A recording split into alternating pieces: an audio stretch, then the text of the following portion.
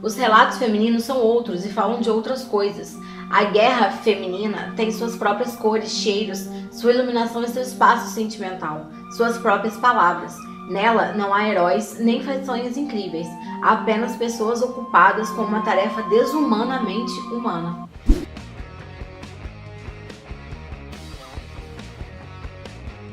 Oi gente! Hoje a gente vai conversar sobre o primeiro livro de 2018, que é A Guerra Não Tem Rosto de Mulher, da Svetlana Alexievich. Esse livro já estava na minha lista há algum tempo. Na verdade, a Svetlana já estava na minha lista há algum tempo, porque ela é uma ganhadora do Nobel de 2015.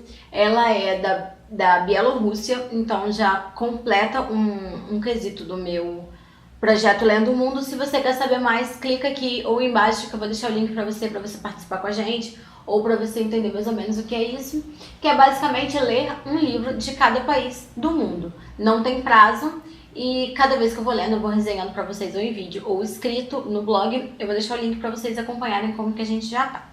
A Svetlana já estava na minha lista há um tempo e eu resolvi ler esse A Guerra Não Tem Rosto de Mulher. Por uma grande coincidência, foi escolhido no clube do livro que eu participo aqui na cidade. O que dizer sobre esse livro? Ele é muito profundo mesmo, porque ele parte do princípio de que os livros de heróis de guerra não são escritos sobre mulheres, não são feitos sobre mulheres e não são feitos para mulheres, o que é um absurdo, porque a Rússia só conseguiu vencer o exército de Hitler por causa das mulheres que foram alistadas. A mulher, a gente sabe que ela é muito mais cuidadosa, muito mais caprichosa em muitas coisas. Isso pode ser de construção social, claro, mas isso é um fato. Então as mulheres morriam menos. As mulheres faziam seu trabalho muito melhor, mesmo na guerra. A Rússia só conseguiu expulsar o inimigo, né, que é o exército de Hitler, de suas terras e romper os cercos das cidades por causa dessas garotas, que na maioria dos casos eram muito jovens, 16, 17 anos,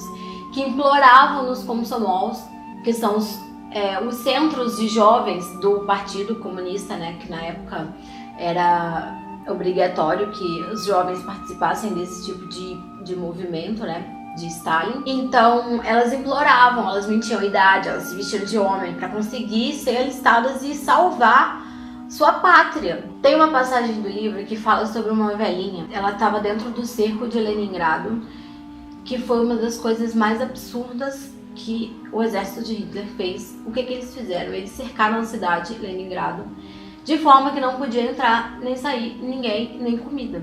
Então as pessoas... E a maior cidade da Rússia, que hoje é São Petersburgo. Então eles fizeram o quê? Cercaram a cidade, não deixavam entrar comida, não deixavam sair ninguém. E as pessoas morreram de fome, literalmente morreram de fome. Eles matavam bichos para comer porque já não tinha mais comida. Vocês, se quiserem, assistam um filme chamado Leningrado. O filme é de 2007, é muito bonito, muito triste. Se prepara para chorar. Tinha uma velhinha nesse cerco a Leningrado que ela ia treinando para jogar água quente na calçada. Todo dia ela ia lá, esquentava um pouquinho de água e jogava.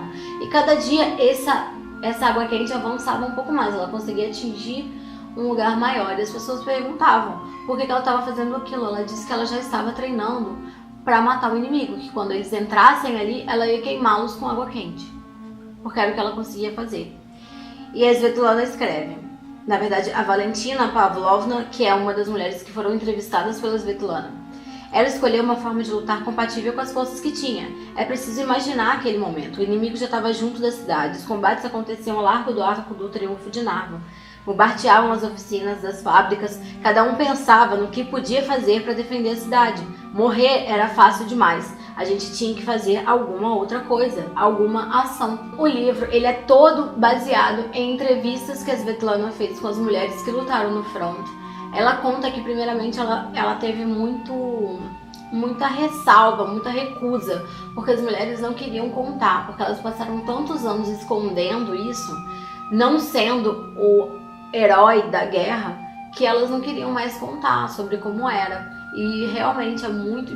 Vocês imaginam, eu não consigo imaginar o que pode ter sido uma coisa dessa. Então ela vai atrás de uma, vai atrás de outra, e ela acaba ficando famosa entre as combatentes por causa dessas entrevistas. Aí as mulheres começam a procurá-la para contar mais coisas, contar outras coisas. É tudo muito difícil pra gente ler sobre isso.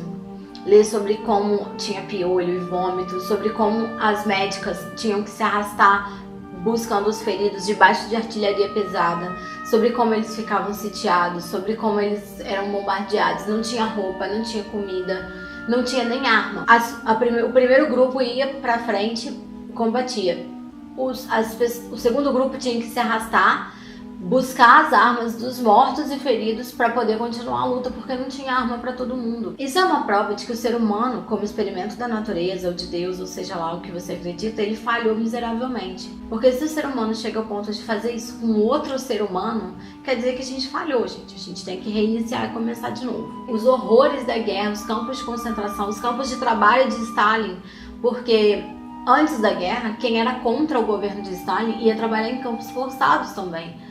Então, tudo isso é muito bárbaro. E a Rússia, né, a União Soviética como um todo, não só a Rússia, teve muita participação feminina nessa época, como padeiras, como cozinheiras, como franco-atiradoras, como mariners, né, que são os fuzileiros navais, combate antiaéreo, todo tipo de função tinham mulheres.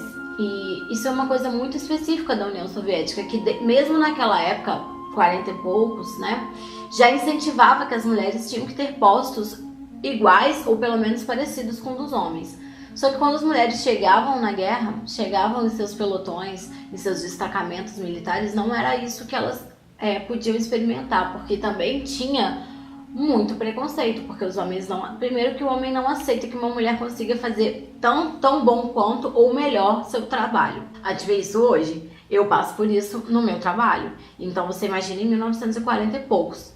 Imagina no meio da guerra, que é uma coisa muito masculina, né?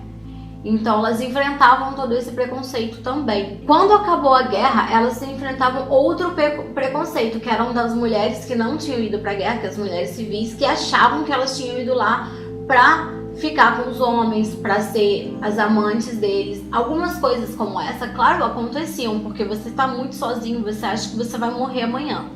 A sua oportunidade de ter um carinho é aquela, e você acaba se rendendo. É totalmente aceitável e compreensível. Mas quem não ia, as mulheres que não iam para a guerra não compreendiam isso.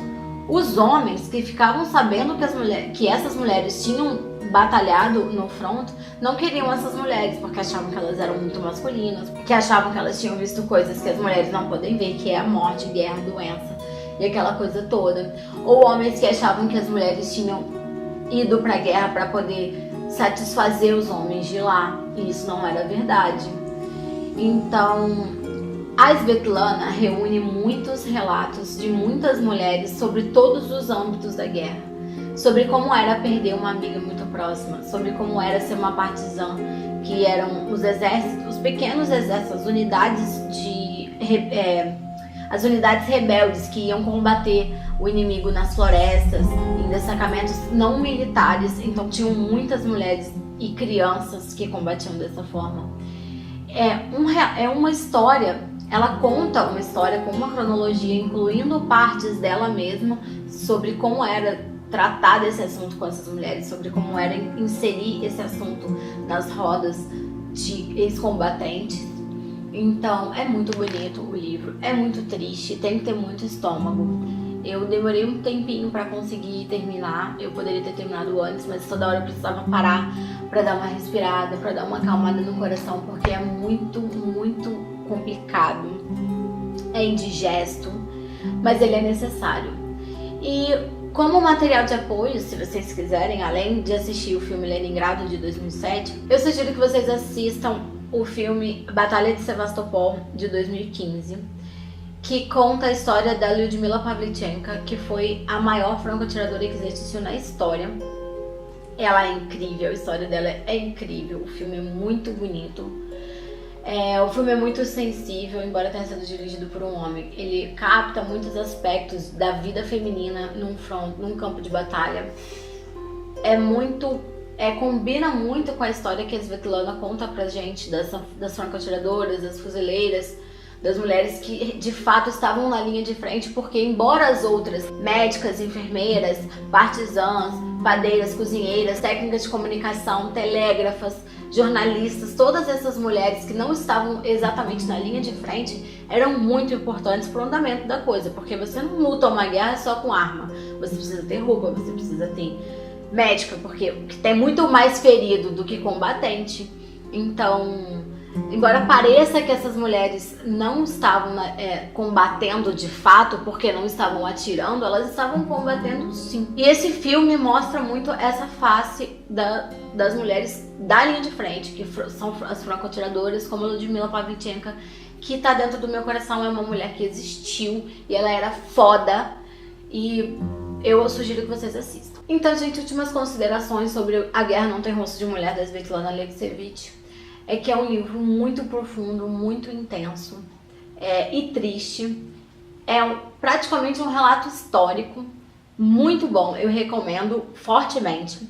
E eu vou terminar esse vídeo lendo um pedaço que mais me marcou e que ficou muito profundamente guardado dentro da minha pele. Nesses relatos das mulheres, transparecia o esgar monstruoso do mistério. Quando as mulheres falam, não aparece nunca ou quase nunca aquilo que somos acostumados a ler e escutar. Como umas pessoas heroicamente mataram outras e venceram, ou perderam. Qual foi a técnica e quais eram os generais? Os relatos femininos são outros e falam de outras coisas. A guerra feminina tem suas próprias cores, cheiros, sua iluminação e seu espaço sentimental, suas próprias palavras. Nela não há heróis nem fações incríveis, há apenas pessoas ocupadas com uma tarefa desumanamente humana. E ali não sofrem apenas as pessoas, mas também a terra, os pássaros e as árvores. Todos os que vivem conosco na terra sofrem sem palavras, o que é ainda mais terrível. Mas por quê? Olha, eu fico toda arrepiada. Sugiro que vocês leiam, sugiro que vocês assistam os 2 filmes que eu comentei aqui, que são incríveis, são de uma sensibilidade incrível, muito diferente daqueles vídeos, aqueles filmes americanos, daquelas bravatas heróicas da guerra. É uma coisa muito mais real, muito mais carne mesmo. Então, eu espero que vocês tenham gostado. Se vocês já tiverem lido esse livro ou outros livros com outros relatos diferentes sobre a guerra, comenta aqui pra mim que eu tô doida pra ler. Não se esquece de dar um joinha aqui, de compartilhar esse vídeo e de se inscrever no canal, porque é isso que faz a gente se motivar a continuar produzindo conteúdo pra vocês, tá bem? Então é isso, até a próxima!